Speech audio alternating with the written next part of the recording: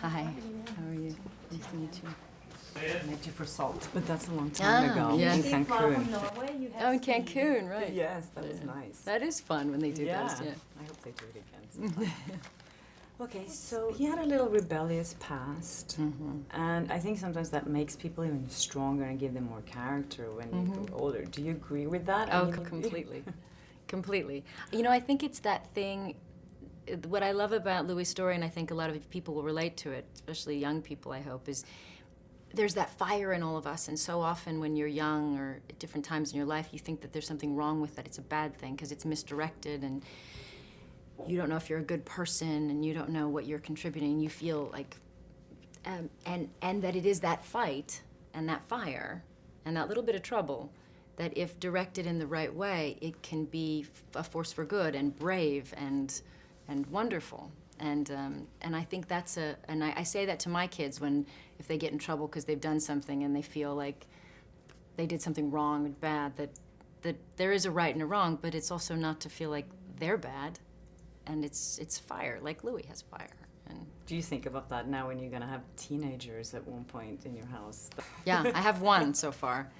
Yes, it's complicated. And if they're anything like I was, it's going to be really difficult.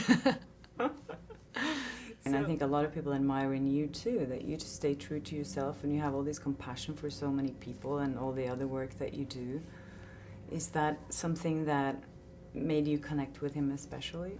I think there is a real joy in being useful and believing in other people and trying to